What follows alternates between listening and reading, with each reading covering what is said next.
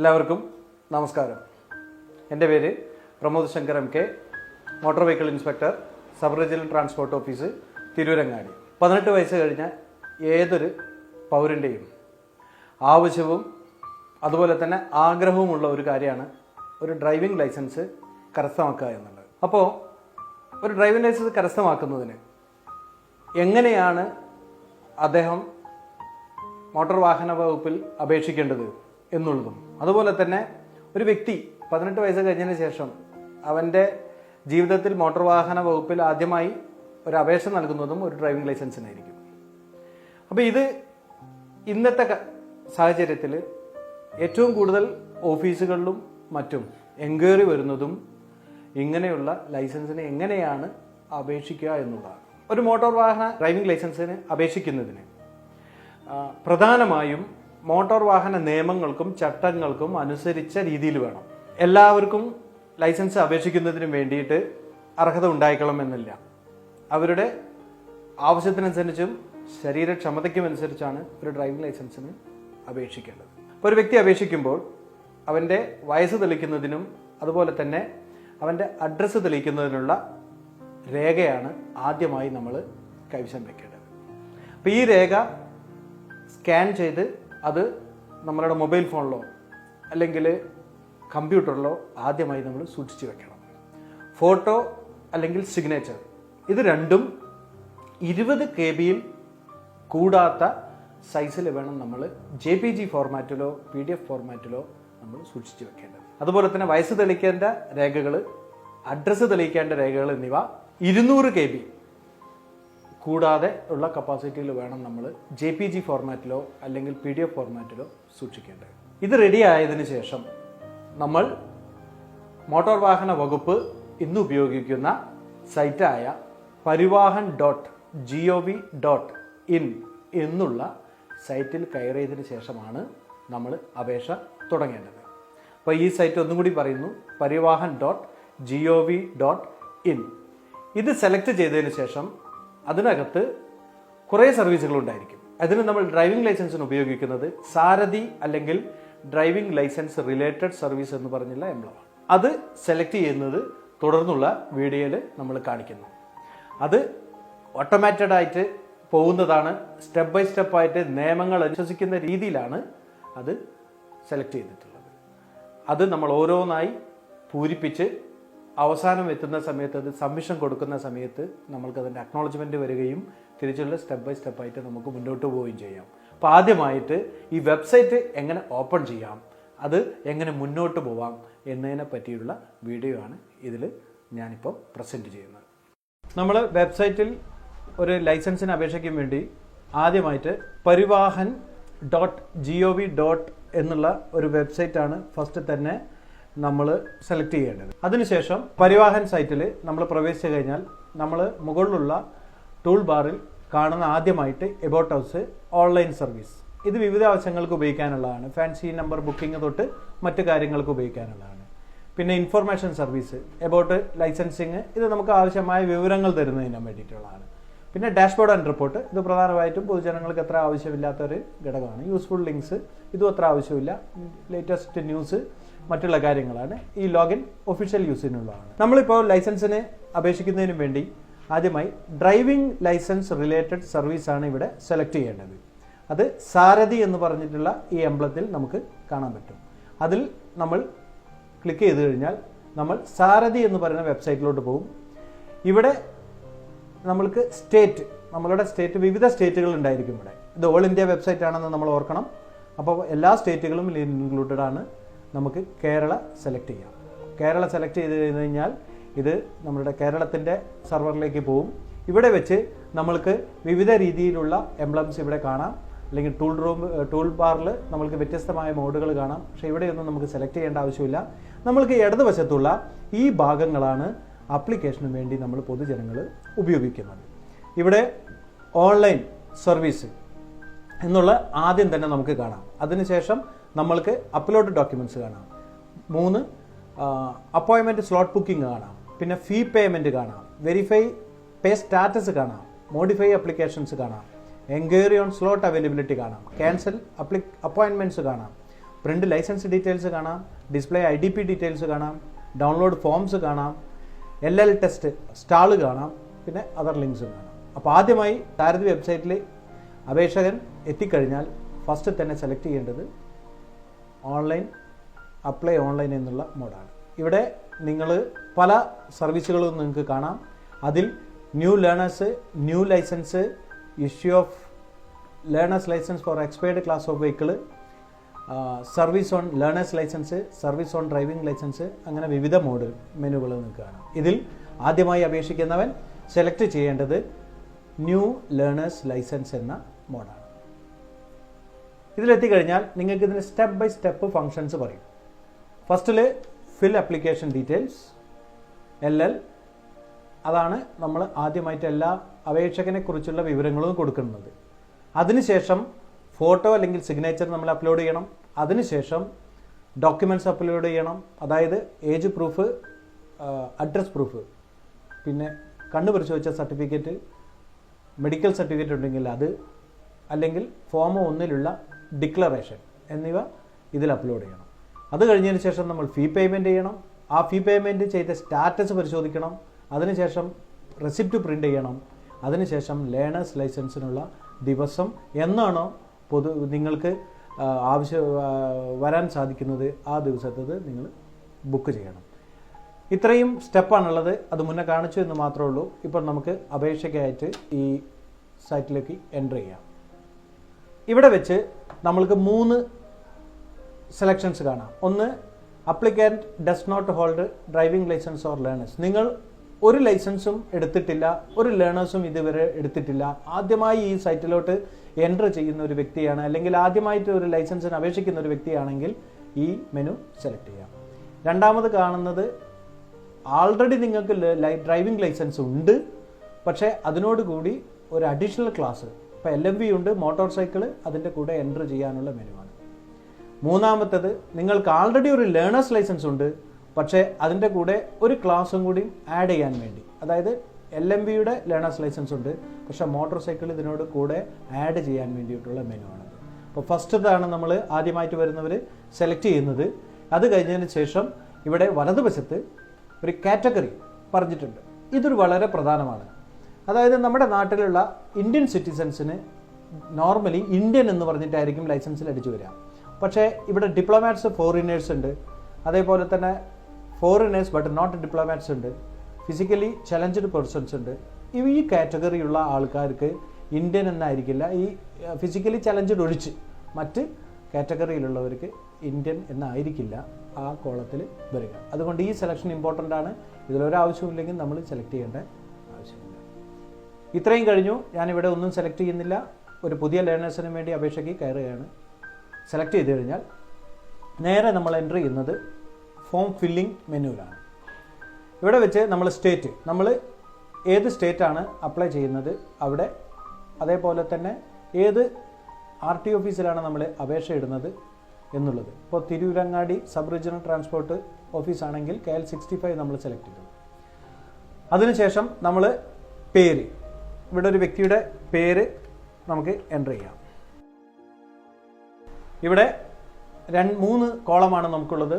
First name, second name, third name. നമ്മൾ ആലോചിക്കുക, ഈ മെനു ഡിസൈൻ ചെയ്തിരിക്കുന്നത് ഓൾ ഇന്ത്യ എല്ലാ സ്റ്റേറ്റിനും വേണ്ടിയിട്ടാണ്. അപ്പോൾ പല സ്ഥലങ്ങളിലും വ്യത്യസ്ത രീതിയിലാണ് നമ്മൾ പേരുകൾ ഉപയോഗിക്കുന്നത്. നമ്മൾ പേര് ഫസ്റ്റ് നെയിം, മിക്കവാറും നമ്മൾക്കൊക്കെ ഫസ്റ്റ് നെയിമേ ഉണ്ടായിരിക്കുള്ളൂ. അതുകൊണ്ട് മാക്സിമം ആ പേര് ഈ കോളത്തിൽ ഫില്ല് ചെയ്യാൻ നോക്കുക. പക്ഷേ ഈ കോളത്തിന് ഒരു ലിമിറ്റേഷൻ ഉണ്ട്.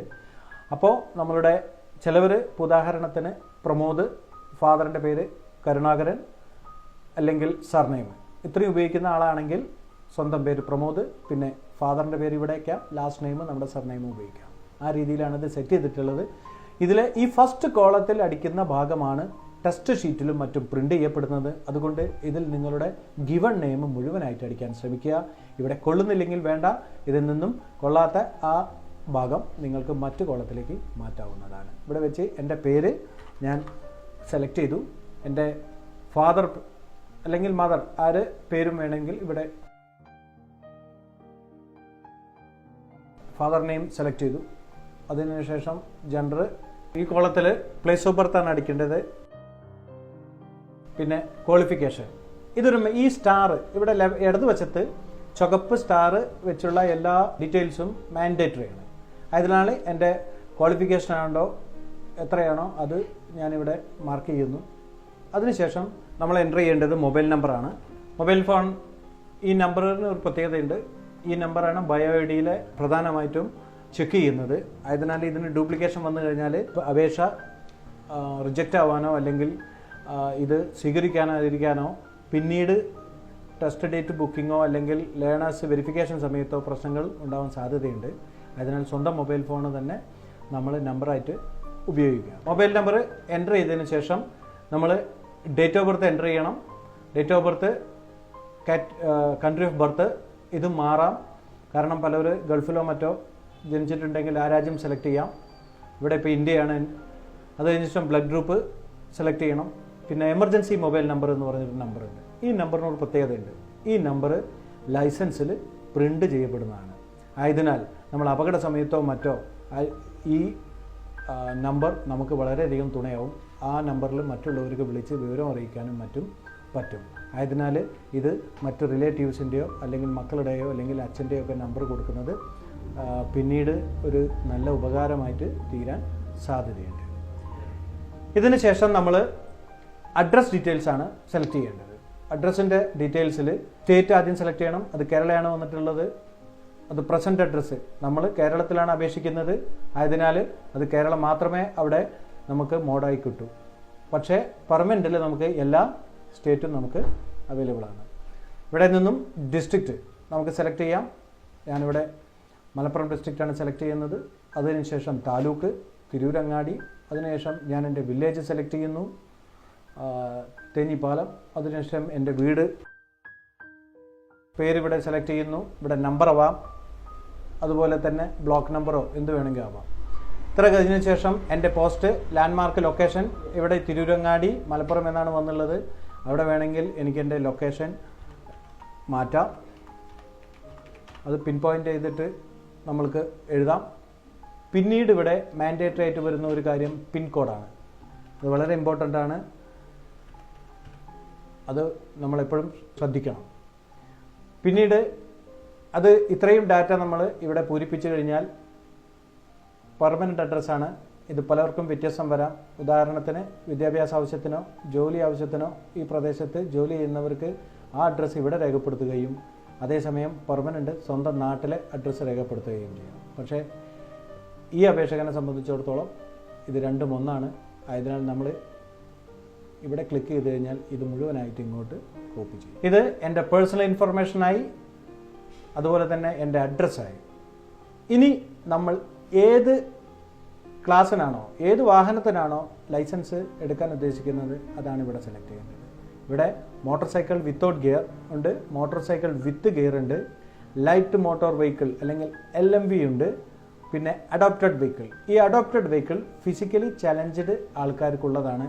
അവരുടെ സ്വന്തം വാഹനം നമ്പർ എൻ്റർ ചെയ്തിട്ട് വേണം ഈ അപേക്ഷയ്ക്ക് അവർ പൂരിപ്പിക്കാൻ. അപ്പോൾ അഡോപ്റ്റഡ് വെഹിക്കിളിൻ്റെ കാര്യം നമുക്ക് മാറ്റിവെക്കാം. കാരണം ഏത് സമയം നമ്മളുടെ ഒരു ഹെൽപ്പ് അവർക്ക് വേണ്ടി വരും.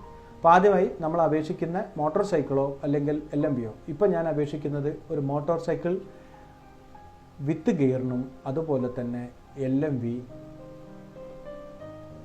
വെഹിക്കിളിനും ആണ് ഞാനിപ്പോൾ ഇവിടെ അപേക്ഷിക്കുന്നത്. അപ്പോൾ ഇത് കഴിഞ്ഞതിന് ശേഷം ഈ രണ്ടെണ്ണം സെലക്റ്റായി. ഇനി ഇതേപോലെ തന്നെ ഇവിടുന്ന് ഒന്ന് വേണ്ട എന്ന് വിചാരിച്ചാൽ തിരിച്ച് ഇങ്ങോട്ട് കൊണ്ടുവരാൻ പറ്റും. ഇപ്പോൾ തിരിച്ച് അങ്ങോട്ടും നമുക്ക് കൊണ്ടുപോകാം. അപ്പോൾ സെലക്റ്റഡ് ക്ലാസ് ഓഫ് വെഹിക്കിൾസ് ഈ വലതുവശത്തുള്ള ഈ കോളത്തിൽ നമുക്ക് കാണാൻ സാധിക്കും. ഇത്രയും കഴിഞ്ഞു കഴിഞ്ഞാൽ താഴോട്ടുള്ള എല്ലാ ചോദ്യങ്ങളും നമ്മൾ കണ്ടിരിക്കണം. ഒന്നാമത്തത് I have been convicted or disqualified or my licence was cancelled or suspended or my licence was revoke. നമ്മളുടെ ലൈസൻസിന് ഏതെങ്കിലും രീതിയിൽ ശിക്ഷ വാങ്ങിച്ചിട്ടുണ്ടോ എന്നുള്ള ചോദ്യമാണ്. അങ്ങനെ ഉണ്ടെങ്കിൽ ഇവിടെ ടിക്ക് ചെയ്താൽ മതി. ഇനി രണ്ടാമത്തെ ചോദ്യം, is the applicant trained from driving school. ഈ ഭാഗം തൽക്കാലം നമ്മൾ പൂരിപ്പിക്കേണ്ട. ഇത് അപ്രൂവ്ഡ് ആയിട്ടുള്ള ഫ്യൂച്ചറിൽ വരാൻ പോകുന്ന ഒരു ഓപ്ഷനാണ്. ആയതിനാൽ ഇത് രണ്ടും നമ്മളിപ്പോൾ സെലക്ട് ചെയ്യേണ്ടത്. അത് കഴിഞ്ഞ് ഡിക്ലറേഷനുണ്ട്. ഇവിടെ ഒരു ചോദ്യമുണ്ട്. ഇത് വളരെയധികം കോൺട്രവേഴ്സി ഉണ്ടാക്കുന്നതാണ് ചില സമയത്ത്. ഇവിടെ ആദ്യത്തെ ചോദ്യം, I am willing to donate my organs in case of accident death. ഇവിടെ അറിയാതെ ടിക്ക് ചെയ്തു പോയി കഴിഞ്ഞാൽ ലൈസൻസിൽ ഈ ഭാഗത്ത് ഓർഗൻ ഡോണർ എന്ന് പറഞ്ഞിട്ടുള്ള ഒരു പ്രിൻ്റ് വരും. അപ്പോൾ അത് ആഗ്രഹമുള്ളവർ അവിടെ ടിക്ക് ചെയ്യുക, ആഗ്രഹമില്ലാത്തവർ അവിടെ ടിക്ക് ചെയ്യേണ്ട. രണ്ടാമത്തേത്, I hereby declare that to the best of my knowledge and believe the particulars given above are true. മുകളിൽ പറഞ്ഞിരിക്കുന്ന എല്ലാ കാര്യവും ഞാൻ ശരിയാണെന്ന് ഇവിടെ സാക്ഷ്യപ്പെടുത്തുന്നു എന്നുള്ളതാണ്. ഇത് ഡിജിറ്റൽ സിഗ്നേച്ചറിൻ്റെ ഭാഗമായിട്ടാണ്. അപ്പോൾ ഇത്രയും കാര്യങ്ങൾ നമ്മൾ അപേക്ഷിച്ച് കഴിഞ്ഞാൽ നമ്മൾക്ക് ഈ അപേക്ഷ സബ്മിറ്റ് ചെയ്യാം. ഇങ്ങനെ സബ്മിറ്റ് ചെയ്ത് കഴിഞ്ഞാൽ ഇവിടെ ഒരു മെസ്സേജ് വരും, you have not selected donate organ donor എന്നുള്ളൊരു മെസ്സേജ് വരും. ഓർഗൻ ഡോണിങ് ഏതായാലും ആ മെസ്സേജ് വന്നു, നമ്മൾ ആ മെസ്സേജ് ക്യാൻസൽ ഓപ്ഷൻ കൊടുത്തു. അതിനുശേഷം നമ്മൾക്ക് വന്ന മെസ്സേജ് ഇങ്ങനെയാണ്, ഈ അപേക്ഷ ഇവിടെ വെച്ചിട്ട് നമ്മൾ സബ്മിറ്റ് ചെയ്യുകയാണ്. സബ്മിറ്റ് ചെയ്യുമ്പോൾ നമുക്ക് അതിൻ്റെ ആപ്ലിക്കേഷൻ നമ്പർ പ്രിൻ്റായിട്ട് വരും. ഇതാണ് അക്നോളജ്മെൻറ്റ്. ഈ അക്നോളജ്മെൻറ്റിൽ നമ്മൾക്ക് നമ്മുടെ അപേക്ഷയുടെ നമ്പർ, നമ്മുടെ പേര്, എല്ലാ കാര്യങ്ങളും ഇതിൽ പ്രിൻ്റ് ചെയ്ത് വരും. ഇത് നമ്മൾ പ്രിൻ്റ് എടുത്ത് വെക്കേണ്ടതാണ്. ഇതിന് താഴെ നമ്മൾ നോക്കിക്കഴിഞ്ഞാൽ ആപ്ലിക്കേഷൻ ഫോമുണ്ട്, പ്രിൻ്റ് ഫോം 1 ഉണ്ട്. എന്ന് പറഞ്ഞാൽ ഇത് മെഡിക്കൽ സെൽഫ് ഡിക്ലറേഷനാണ്. പ്രിൻ്റ് ഫോം 1A ഉണ്ട്, ഇത് മെഡിക്കൽ സർട്ടിഫിക്കറ്റിനുള്ള ഫോമാണ്. പ്രിൻ്റ് അക്നോളജ്മെൻറ്റ്, അതായത് ഈ കണ്ടുള്ള സ്ലിപ്പ് പ്രിൻ്റ് ചെയ്ത് വരുന്നതിന് വേണ്ടിയിട്ടാണ്. അപ്പോൾ ഇത്രയും കാര്യങ്ങൾ നമ്മൾ പ്രിൻ്റ് ചെയ്യേണ്ടതാണ്. അതായത് പ്രിൻ്റ്, ഇതാണ് പ്രീ ഫിൽഡ് ഫോം. ഇത് ഫോട്ടോ അപ്ലോഡ് ചെയ്ത് കഴിഞ്ഞാൽ ഇവിടെ ഫോട്ടോ വരുന്നതാണ്. അതുപോലെ തന്നെ അക്നോളജ്മെൻറ്റ് ഈ രീതിയിൽ നമ്മൾക്ക് പ്രിൻ്റ് ചെയ്ത് എടുക്കാവുന്നതാണ്. ഇത്രയും അപേക്ഷ നമ്മൾ ഫോം 1, ഫോം 1A എല്ലാം പ്രിൻ്റ് ചെയ്തതിന് ശേഷം നമ്മൾ അടുത്ത മെനുവിലേക്ക് പോവുകയാണ്. ഇവിടെ വെച്ച് നമ്മൾക്ക് ആപ്ലിക്കേഷൻ്റെ സ്റ്റാറ്റസ് കാണാൻ പറ്റും. ഇവിടെ നമ്മളറിയാം, ഇതാണ് ആപ്ലിക്കേഷൻ സ്റ്റാറ്റസ്. ഇവിടെ ഫിൽ ആപ്ലിക്കേഷൻസ് നമ്മൾ കംപ്ലീറ്റഡ് ചെയ്തു. ഇനിയുള്ളത് അപ്ലോഡ് ഫോട്ടോ ആൻഡ് സിഗ്നേച്ചറാണ്. ഇത് ഞാൻ മുന്നേ പറഞ്ഞിട്ടുണ്ടായിരുന്നു, നമ്മൾ ഫോട്ടോ അല്ലെങ്കിൽ സിഗ്നേച്ചർ 20 KB കൂടാതെ നമ്മൾ കമ്പ്യൂട്ടറിൽ സ്റ്റോർ ചെയ്ത് വെക്കണമെന്ന് ഞാൻ പറഞ്ഞിട്ടുണ്ടായിരുന്നു. നമ്മൾ അപേക്ഷ സമർപ്പിച്ചു, എല്ലാ കാര്യങ്ങളും പേഴ്സണൽ ഡീറ്റെയിൽസും മറ്റും സമർപ്പിച്ച് കഴിഞ്ഞതിന് ശേഷം നമ്മൾ ഡോക്യുമെൻ്റ് അപ്ലോഡ് ചെയ്യാണ് വേണ്ടത്. ഇവിടെ upload documents or scanned images ഉണ്ട്, അപ്ലോഡ് ഫോട്ടോഗ്രാഫർ ആൻഡ് സിഗ്നേച്ചർ ഉണ്ട്, വ്യൂ ഡോക്യുമെൻറ്റ്സ് ഉണ്ട്. ഇവിടെ നമ്മൾ ഫസ്റ്റ് തന്നെ ഞാൻ ഫോട്ടോഗ്രാഫ് ആൻഡ് സിഗ്നേച്ചർ അപ്ലോഡ് ചെയ്യാൻ പോവുകയാണ്. ആദ്യം ആപ്ലിക്കേഷൻ നമ്പർ എൻ്റർ ചെയ്യുക, ഡേറ്റ് ഓഫ് ബർത്ത്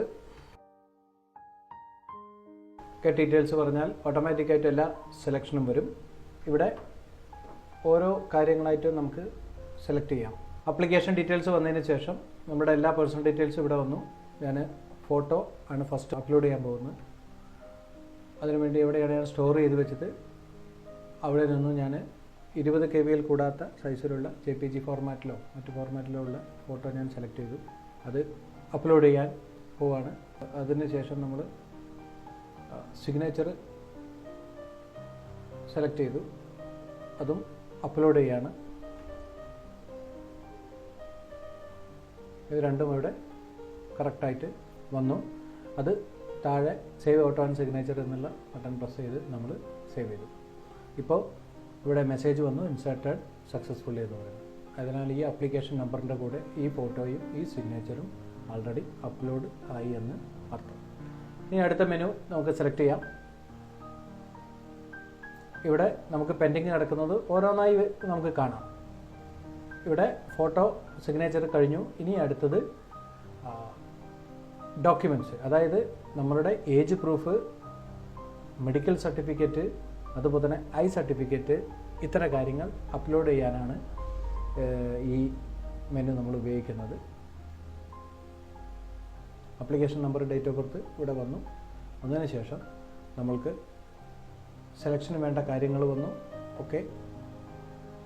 പിന്നീട് നമ്മൾ ഓരോ ഡോക്യുമെൻറ്റ്സും ഇവിടെ ഏജ് പ്രൂഫ് പറയും, അഡ്രസ് പ്രൂഫ് പറയും. ഈ രണ്ട് കാര്യങ്ങളും സെൻട്രൽ മോട്ടോർ വെഹിക്കിൾ റൂള് 4-ലാണ് പറഞ്ഞിട്ടുള്ളത് ഏതൊക്കെയാണ് പ്രൂഫ് എന്നുള്ളത്. ഇതിൽ ഏജ് പ്രൂഫിനെ സംബന്ധിച്ചിടത്തോളം ഏറ്റവും ആധികാരികമായിട്ട് നമ്മൾക്ക് എടുക്കാൻ പറ്റുന്നതാണ് നമ്മുടെ ബർത്ത് സർട്ടിഫിക്കറ്റ് അല്ലെങ്കിൽ സ്കൂൾ സർട്ടിഫിക്കറ്റ്. അതിനുശേഷമാണ് മറ്റ് ഡോക്യുമെൻറ്റ്സൊക്കെ നമുക്ക് പാസ്പോർട്ട് അല്ലെങ്കിൽ മറ്റു കാര്യങ്ങളൊക്കെ വരുന്നത്. അത് ഏതാണോ, സപ്പോസ് ഏജ് പ്രൂഫ് ആണെങ്കിൽ നിയമത്തിൽ എന്താണോ അനുശാസിച്ചത് അത് ഈ കോളത്തിൽ കയറി വരും. അപ്പോൾ അതൊക്കെ നമ്മൾക്ക് അതിനു വേണ്ടി ഉപയോഗിക്കാം.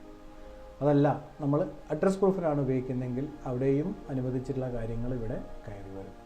അത് നമുക്ക് ഓരോന്നായിട്ട് സെലക്ട് ചെയ്യാം. ഇപ്പോൾ SSLC സർട്ടിഫിക്കറ്റാണ് ഇവിടെ ഉപയോഗിക്കുന്നതെങ്കിൽ അത് സ്കാൻ ചെയ്യാനുള്ള പ്രൊവിഷൻ ഇവിടെ കയറി വരും.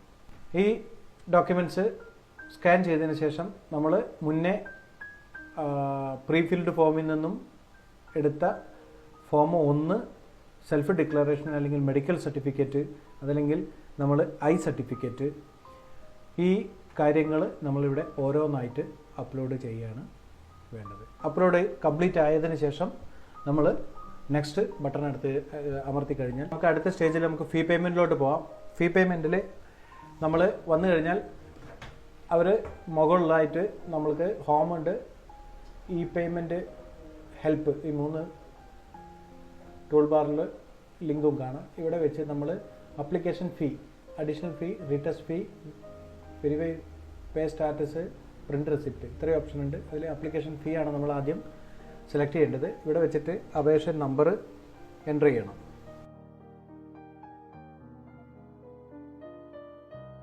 ഇവിടെ വെച്ച് നമുക്ക് നമ്മളുടെ ഗേറ്റ്വേ ആയ കേരള ട്രഷറി സെലക്ട് ചെയ്യാം. ഇവിടെ നിന്ന് നമുക്ക് പേ നൗ എന്നുള്ള ഓപ്ഷൻ അടിച്ചു കഴിഞ്ഞാൽ കാർഡോ അല്ലെങ്കിൽ UPI നമ്പറോ വേണമെങ്കിൽ നമ്മൾക്ക് ഉപയോഗിക്കാം. അതേപോലെ തന്നെ ഇവിടെ എൻ്റർ ചെയ്തിട്ടുള്ള ഈ ക്യാപ്ച ഇവിടെ എൻ്റർ ചെയ്യുകയും ചെയ്ത് നമ്മൾ പേ നൗ കൊടുത്തു കഴിഞ്ഞാൽ നമ്മൾക്ക് അടുത്ത സ്റ്റേറ്റിലേക്ക് കടക്കാം. അങ്ങനെ നമുക്ക് ഫീ പേയ്മെൻറ്റ് കംപ്ലീറ്റ് ചെയ്യാം. ഒരു പ്രാവശ്യം നമ്മൾ ഫീ പേയ്മെൻറ്റ് കംപ്ലീറ്റ് ചെയ്ത് കഴിഞ്ഞാൽ നമ്മൾ ഈ മുകളിലുള്ള ഈ ഓപ്ഷൻ വെച്ച് വെരിഫൈ ഫീ അല്ലെങ്കിൽ വെരിഫൈ പേ സ്റ്റാറ്റസ് നമ്മൾ ചെക്ക് ചെയ്യണം. അതുപോലെ തന്നെ ഓരോ സ്റ്റേജ് നമ്മൾ കഴിയുമ്പോഴും നമ്മൾക്ക് അതിൻ്റെ സ്റ്റാറ്റസ് കാണാൻ പറ്റും. അതേപോലെ തന്നെ പേയ്മെൻറ്റ് കംപ്ലീറ്റ് ആകുമ്പോൾ SMS നിങ്ങളുടെ ഏതാണോ മൊബൈൽ രജിസ്റ്റർ ചെയ്തിട്ടുള്ളത് അതിലോട്ട് SMS ആയിട്ട് അതിൻ്റെ വിവരം എത്തുന്നതാണ്. ഇത്രയും പേയ്മെൻറ്റായി മറ്റ് അപേക്ഷയുടെ എല്ലാ അപ്ലോഡും കഴിഞ്ഞ ഒരു അപേക്ഷയെ സംബന്ധിച്ചിടത്തോളം ഇന്ന് നമുക്ക് സ്ലോട്ട് ബുക്കിംഗ് ആണ് ബാക്കി. അതായത് എന്നാണോ ലേണേഴ്സ് ടെസ്റ്റ് നമുക്ക് നടത്തേണ്ടത് അന്നത്തെ ഡേറ്റ് നമ്മൾ ബുക്ക് ചെയ്യുകയാണ്. ആ സ്ലോട്ട് ബുക്കിങ്ങിന് നമ്മൾ സെലക്ട് ചെയ്യുക. അവിടെ ലേണേഴ്സ് ലൈസൻസ് ടെസ്റ്റാണ് നമ്മൾ സ്ലോട്ട് ബുക്ക് ചെയ്യേണ്ടത്.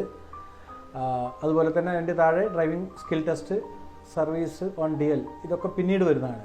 അപ്പോൾ ആദ്യം നമ്മൾ ലേണേഴ്സ് ലൈസൻസ് ടെസ്റ്റിനുള്ള ഡേറ്റ് ബുക്ക് ചെയ്യുന്ന മെനുവിലേക്ക് പോകാം. ഇവിടെ എത്തിക്കഴിഞ്ഞാൽ നിങ്ങൾക്ക് application number, application date of birth, verification code, ഈ കാര്യങ്ങൾ എൻ്റർ ചെയ്യുക, സബ്മിറ്റ് ചെയ്യുക. സബ്മിറ്റ് ചെയ്യുമ്പോൾ അവൈലബിൾ ആയിട്ടുള്ള ദിവസം ഇവിടെ കാണിക്കും. അത് സെലക്ട് ചെയ്തിട്ട് നമ്മൾക്ക് മുന്നോട്ട് പോകാം. അപ്പോൾ അത് പ്രോസസ്സ് കംപ്ലീറ്റ് ചെയ്യുന്നതോടുകൂടി നിങ്ങൾക്ക് രജിസ്റ്റേർഡ് മൊബൈൽ നമ്പറിൽ OTP വരും. അത് എൻ്റർ ചെയ്യുക. എൻ്റർ ചെയ്തതിന് ശേഷം നമ്മൾ ഈ പ്രോസസ്സ് കംപ്ലീറ്റ് ചെയ്താൽ നമ്മൾക്ക് ഏതാണോ ദിവസം ആ ദിവസത്തേക്ക് അപ്ലിക്കേഷൻ ഏതാണോ ഓഫീസിൽ അപേക്ഷിച്ചത് ആ ഓഫീസിലേക്ക് ചെന്നെത്തും. അവിടെയുള്ള ഉദ്യോഗസ്ഥന്മാർ അതിനുശേഷം സ്ക്രൂട്ടനി ചെയ്ത് നമ്മൾക്ക് ടെസ്റ്റ് പാസ്വേഡ് ഇപ്പോഴത്തെ സിസ്റ്റം പ്രകാരം നിങ്ങൾക്ക് മൊബൈൽ ഫോണിൽ റിസീവ് ചെയ്യും. അന്ന് ടെസ്റ്റ് എഴുതാവുന്നതാണ്. ഏതൊരു അപേക്ഷ സമർപ്പിച്ചതിന് ശേഷവും നമ്മൾക്ക് ആ അപേക്ഷയുടെ സ്റ്റാറ്റസ് പരിശോധിക്കുക എന്നുള്ളത് വളരെ അത്യാവശ്യമായൊരു ഘടകമാണ്. അപ്പോൾ ഇവിടെ അപ്ലൈ ഓൺലൈനിൽ നമ്മൾ നോക്കിക്കഴിഞ്ഞാൽ കുറേ സബ് മെനൂസ് കാണാം. അതായത് നിങ്ങൾക്ക് വിവിധ ആവശ്യങ്ങൾക്കുള്ള മെനുകളാണിതുള്ളത്.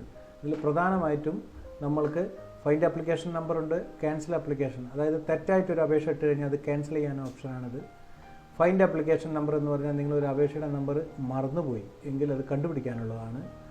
ഇനി വേറൊന്ന് ഒരു അപ്ലിക്കേഷൻ സ്റ്റാറ്റസ്. നിങ്ങളൊരു അപേക്ഷ ഒരു ഓഫീസിൽ ഇട്ട് കഴിഞ്ഞാൽ അതിൻ്റെ സ്റ്റാറ്റസ്, അതല്ലെങ്കിൽ നിങ്ങൾ അപേക്ഷിച്ചും കൊണ്ടിരിക്കുമ്പോൾ അതിൻ്റെ സ്റ്റാറ്റസ് എവിടെയെന്ന് നമ്മൾക്ക് ചെക്ക് ചെയ്യാവുന്നതാണ്. ഇതിൽ നിങ്ങളുടെ അപേക്ഷേൻ്റെ നമ്പർ, ഡേറ്റ് ഓഫ് ബർത്ത്, പിന്നെ ഇവിടെയുള്ള ക്യാപ്ച സമർപ്പിച്ചു കഴിഞ്ഞാൽ നമ്മൾ എൻ്റർ ചെയ്ത അപേക്ഷയുടെ എല്ലാ സ്റ്റാറ്റസുകളും നമ്മൾക്ക് കാണാൻ പറ്റും. അത് ഓരോ ലെവലിൽ എവിടെയൊക്കെയാണ് പെൻഡിങ്, ഇനി എന്തൊക്കെയാണ് കംപ്ലീറ്റ് ചെയ്യാൻ. നമ്മുടെ ആപ്ലിക്കേഷൻ സ്റ്റാറ്റസിൽ എല്ലാ പ്രോസസ്സുകളും കംപ്ലീറ്റ് ചെയ്ത് കഴിഞ്ഞാൽ ഇവിടെ കാണാം എല്ലാം കംപ്ലീറ്റഡ് എന്ന് പറഞ്ഞ് കാണാം, ഡേറ്റ് കാണാം. പിന്നെ അടുത്ത സ്റ്റേജിൽ ഈ ഭാഗത്ത് RTO ലെവലിൽ പെൻഡിങ് എവിടെയെന്നാണ്.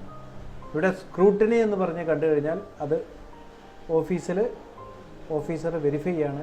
ആ വെരിഫിക്കേഷൻ കംപ്ലീറ്റ് ചെയ്ത് കഴിഞ്ഞാൽ ഇവിടെ സ്ക്രൂട്ടിനി കംപ്ലീറ്റഡ് എന്ന് പറയും. ഈ ഭാഗം കംപ്ലീറ്റഡ് എന്ന് പറഞ്ഞു വന്നാൽ അതിൻ്റെ അർത്ഥം ഈ അപേക്ഷ സ്വീകരിച്ചു എന്നുള്ളതാണ്. ഇവിടെ റിജക്ഷൻ ഉണ്ടെങ്കിൽ ഇവിടെ തന്നെ കാണാം ഈ ഭാഗത്തായിട്ട് നിങ്ങൾക്ക് എന്താണോ പെൻഡിങ് അതിന് നേരെ നമ്മളുടെ അതിൻ്റെ റിമാർക്കും കാണാം. എന്തിനാണ് അത് റിവേഴ്സ് ചെയ്തത്, എന്ത് ആവശ്യത്തിനാണ് അത് പെൻഡിങ് വെച്ചതെന്നും കൂടെ നമുക്ക് ഈ മെനുവിൽ കാണാൻ പറ്റും. ഈ ഭാഗത്ത് സ്ക്രൂട്ടണി കംപ്ലീറ്റഡ് ആണെങ്കിൽ അപേക്ഷ കംപ്ലീറ്റഡ് എന്നാണ്, പിന്നെ ലേണേഴ്സ് ടെസ്റ്റ് എഴുതുന്നതാണ്. അത് അടുത്ത വീഡിയോയിൽ നമ്മൾ പ്രസൻറ്റ് ചെയ്ത് തരുന്നതാണ് എങ്ങനെയാണ് ലേണേഴ്സ് എഴുതാൻ എന്നുള്ളത്.